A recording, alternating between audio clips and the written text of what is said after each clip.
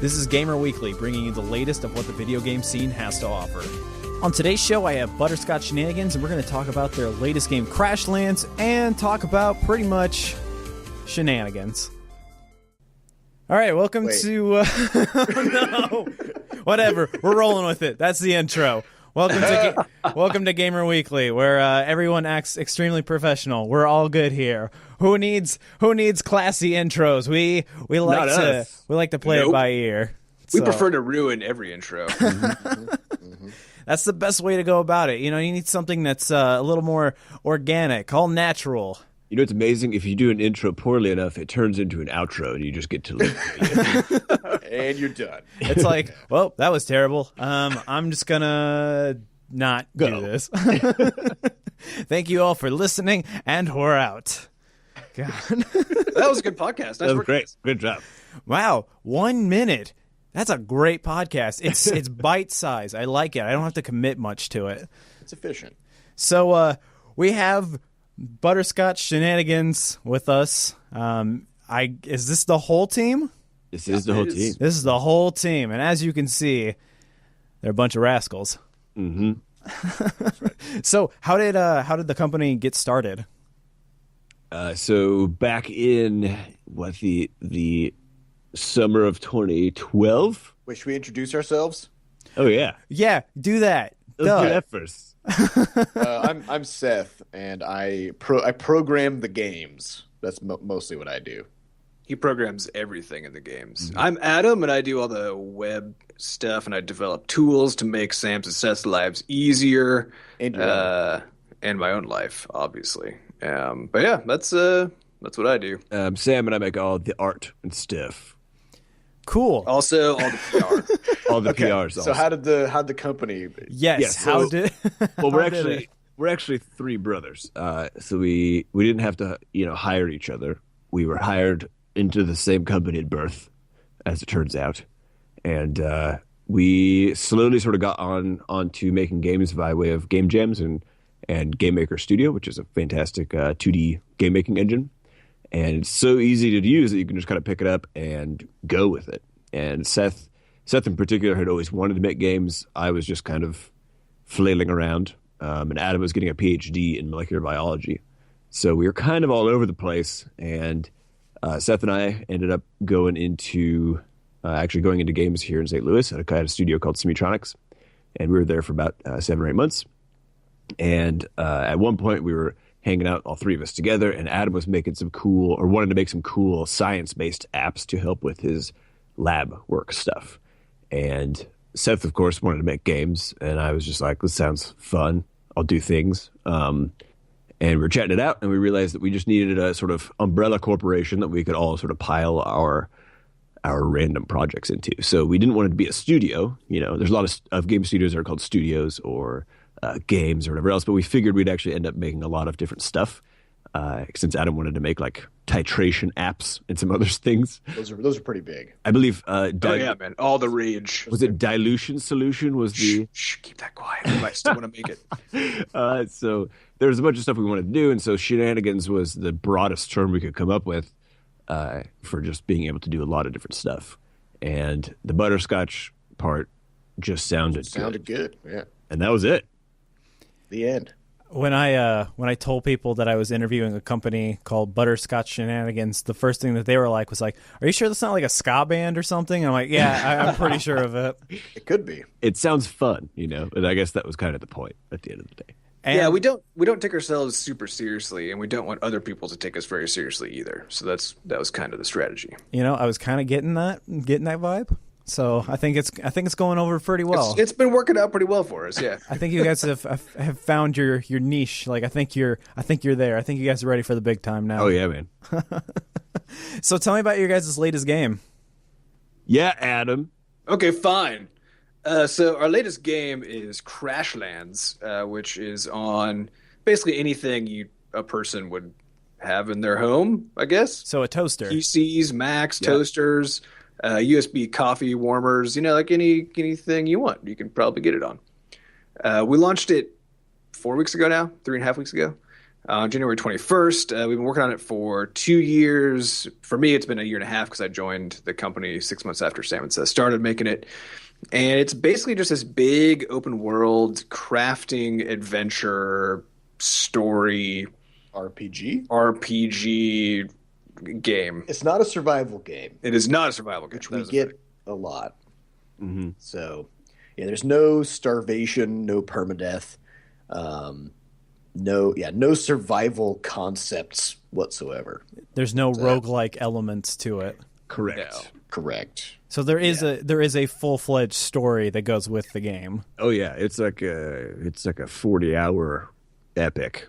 40 hours. It's actually we didn't realize it until after we finished it, but then we had Adam do a little word count using his databasing powers, and it's over 50,000 words. The main story or all the story stuff. So it's actually a book, I guess. Which is that's small potatoes for like BioWare, but that's pretty dang big for a little game. That's big potatoes. And some Yukon Gold potatoes from man. Studio. Yeah, and there's also about 17,000 words just in tooltips. With Seth, Seth wrote entirely like days, like at the night of programming for too many hours. So they're all hilarious and ridiculous. Yeah, there's a lot of things in the game. It's big. So, what exactly do you do in this game? So in the game, you are a intergalactic truck driver named Flux Dabes, and you're just trying to deliver some packages across the universe because you work for the Bureau of Shipping. At the very outset, your ship gets attacked by an evil alien named Hugo Duco, and you crash on the planet. So, of course, your goal is still to deliver packages. That's, you don't want to get your pension cut by 5%. So you have to be crafty, and you have no way to communicate with the Bureau. You have no supplies or anything. All you have is your packages. And so you and your trusty robot companion start figuring out how to break down the resources around you and build, shelter for yourself in a manner of speaking. And harvest resources using new tools that you've made. And, the core of the game play is reminiscent of Don't Starve in that it's a top-down view and you go and you harvest stuff and build stuff out of it. So that's it's more reminiscent of Terraria, actually. Yeah. Mm-hmm. Yeah. The gameplay in terms of harvesting and crafting based progression, where you then go combat more and more difficult enemies and stuff, is it's very in line with the way that Terraria works. Yeah, the difference being you're not picking up pieces of dirt. Well, actually, you do sometimes, but you're not like breaking the terrain itself. You're collecting stuff that's found on the terrain. So, fighting creatures. There's action combat. There's quests. There's NPCs and villages that you find and big old bosses, all sorts. There's tameable pets. There's just all kinds of stuff. We just jammed like 6 games together to make it. What was the biggest obstacle of doing that? I think this actually came out probably about a year in. Adam joined Butterscotch full time after getting his PhD, which was the summer of last year. Was that last year? Summer of 2015. 2015. 2014. You've been around a long time. So when Adam came on, he sat down and actually, took the time to play through the game. And because he was a sort of third party he wasn't sort of, too close to it as Seth and I were, he was looking at all the systems we'd put together and basically just said, this doesn't work. And Seth and I are like, shit. And then we thought, how could it not work? We just copy pasted mechanics from every other game. So turns out that's exactly why it doesn't work. So the game wasn't doing a good job of binding all those elements together because each of the elements that we had put in previously, mechanically and with the loop structures in the game, was so heavily derived from the games that we were sort of looking up to that they weren't able to sort of play together very well. And the key to this whole thing was a simple question, which was, what happens if we don't have inventory management? And So no bags to put your stuff in, no Yeah. chests to store things, no limits on stacks of items. And that was pretty much like the question Adam asked when he came in and played through the game for the first time. And it completely, we basically, after that, we're like, oh, okay, this is where we're going. This is where we need to go. This is going to be the thing. And we could all kind of tell. And then after, I think it took like 6 weeks to basically refactor the whole game and let that design choice sort of echo out into everything. And then it really started playing like it actually does now, and it's suddenly like the sort of the pull of the thing. I mean, we have a lot of people send us messages who are like, I booted up Crashlands at like 10 p.m. just because I was looking for something to do, got it on the App Store, and then it was light outside and my eyes were bleeding and I was not prepared to go to work the next day. So that the frictionlessness of it, I think really actually came from that one interesting question being asked. And then moving forward from there.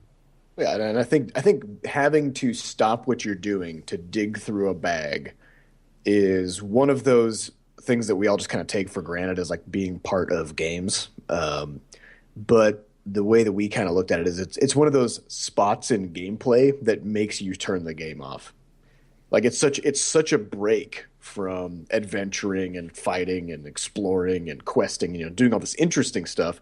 And then all of a sudden you're just staring at a big ass UI with a grid of just junk, So we just decided not to do it, and that's where it all kind of started coming together. Yeah. So have you guys seen any of the reviews yet for the game?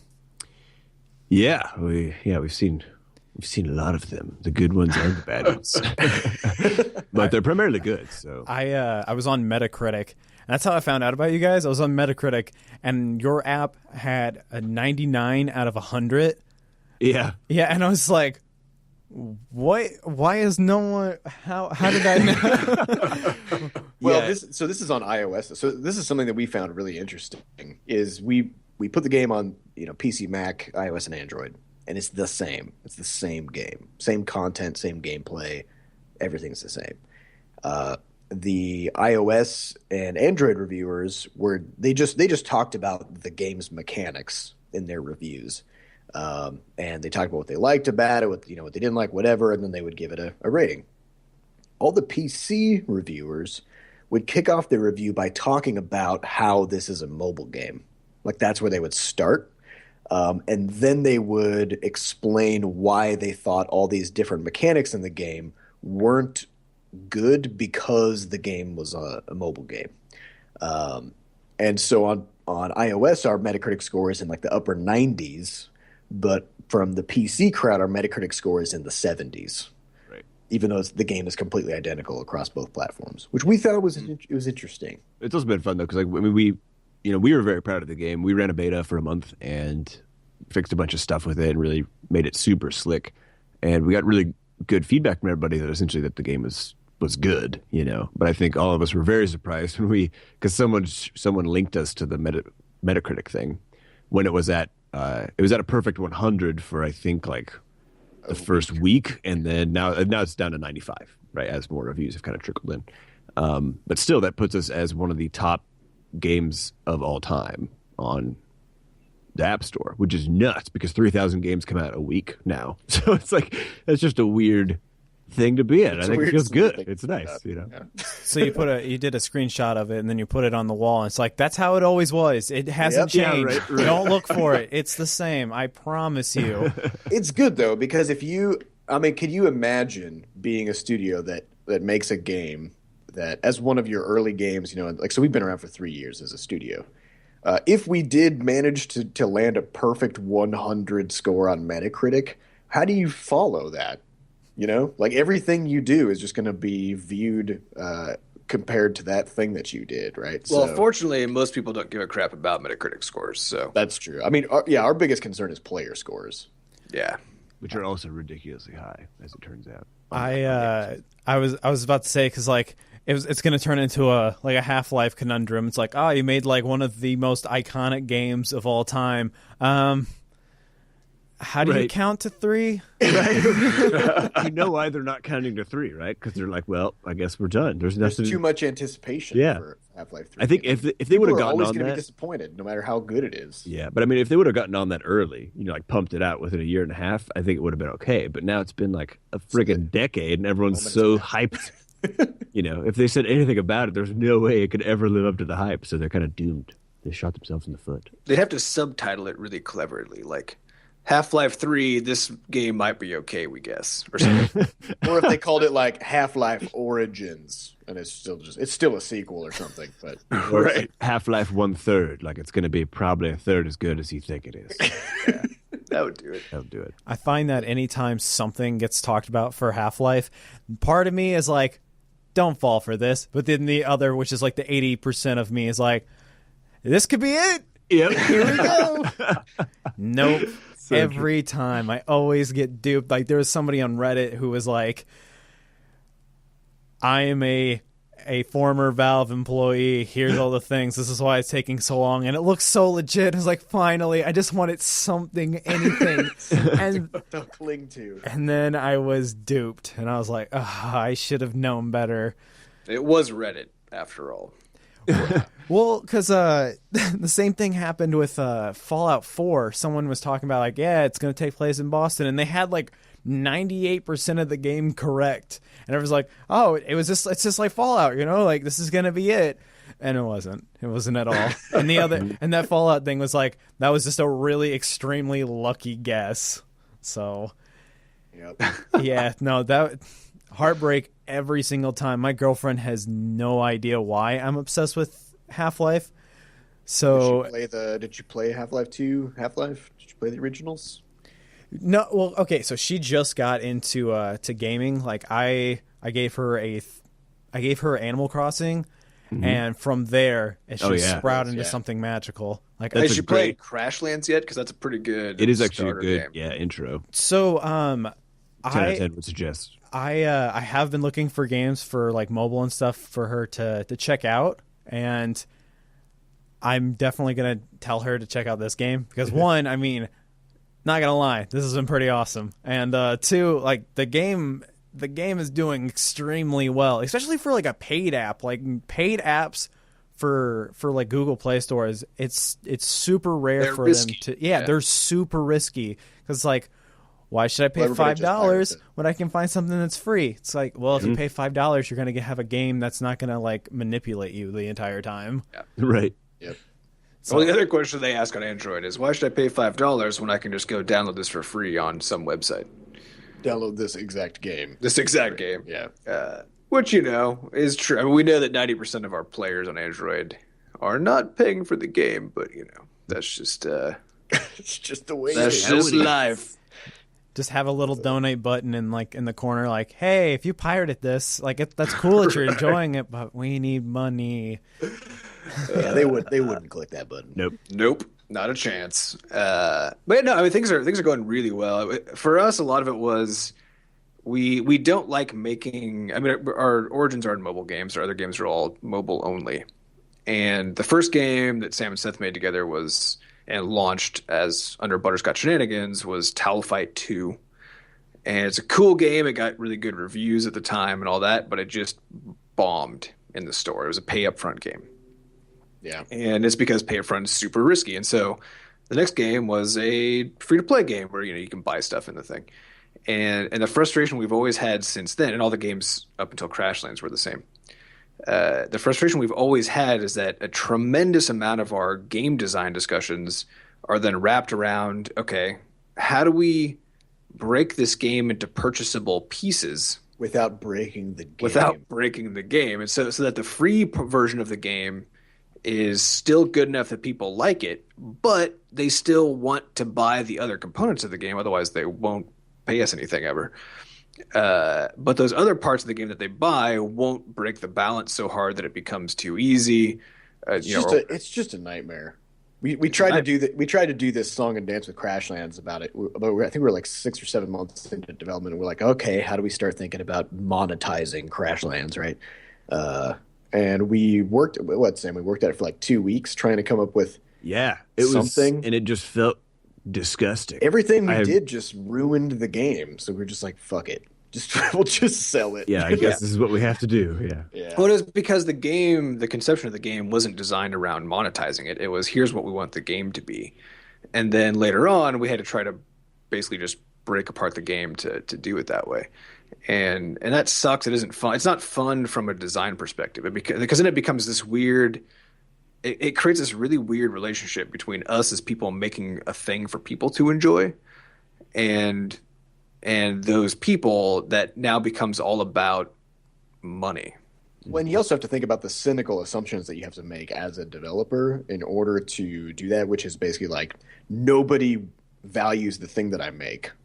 Yeah. And I have to just give it to them and then try to come up with ways to just make them feel like they just have to spend money on it, right? Like that's, I don't know. It puts players and devs at odds with so we just don't like what it does to the relationship between players and devs. And so when we realized that Crashlands was big enough and good enough and just had a large enough scope and was a unique thing, especially in the mobile marketplace, then we thought, well, what if we just actually make it pay up front? Because we still knew it was going to be a huge risk, but we also knew that we were going to launch it on Steam.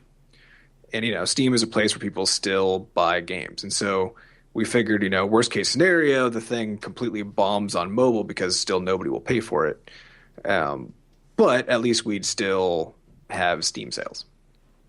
And it turned out to not be the case. I mean, it turned out that all the platforms actually did pretty well relative to each other.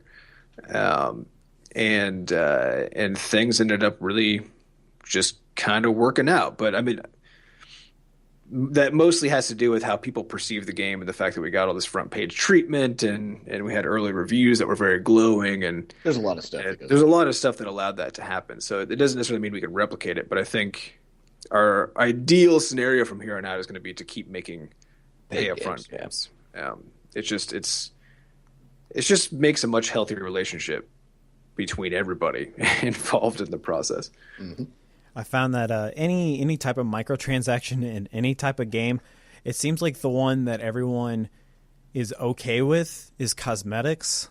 Yeah. So like League of Legends, like you can buy the character and then people buy alternate skins that are like way more expensive than the character themselves. Mm-hmm. It's like $10 a skin or $20. The interesting thing with that though is that literally does not work in a non-multiplayer context. Yeah, it only and particularly competitive multiplayer is where it's even more powerful. Yep. Yeah. Otherwise, people. I mean, there's no point because you're just looking at yourself. Yeah, nobody skins are a social item. Gotcha. Yeah. So if it's a single player game and it's like, oh, you bought the cosmetics, it's like, why?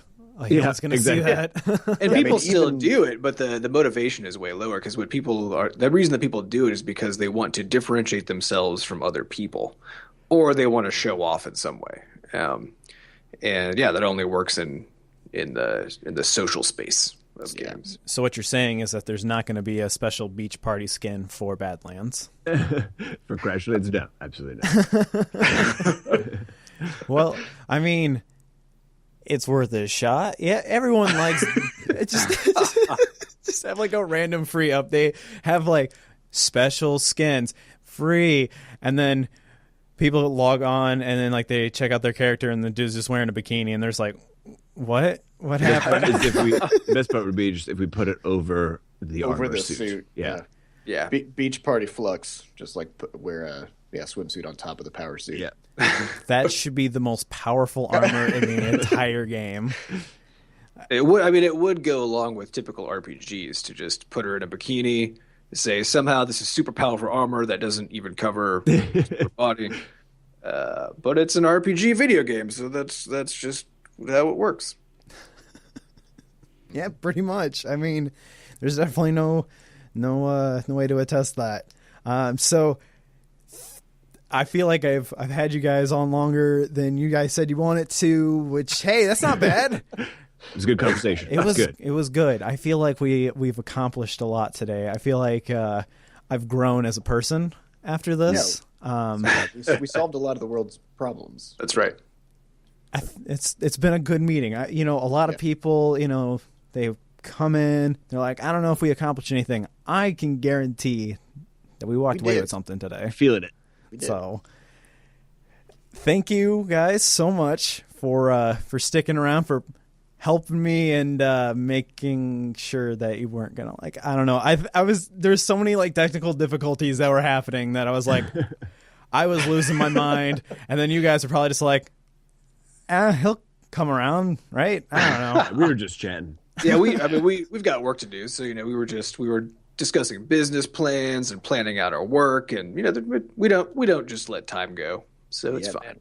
No big deal. No biggie. Exactly, because everyone here, suits and ties. We are all about the business. Oh yeah, we are so professional. It's out of control. So everyone, so we can find your games on the Apple Play Store. Or Apple Play you can Store. go to iTunes, the Google Play Store, the iTunes Store, and I believe it's also on Steam. Steam, yep. Okay. Crashlands. And it's called Crashlands. And if you go to crashlands.net, then you'll see links to all those things, which could be a little easier potentially. And if you go to crashlands.com, you will not have the right thing. You're in the wrong spot. That's true. That's true. Actually, I don't even know it's there. I'm going to check real quick. Crashlands.com. And it's porn. Yep, there. That's usually the way it goes. Oh, it's just an empty thing. Does nobody own this? We probably better buy this thing. You probably should. Look at We that. certainly got something out of this podcast now. Good thing.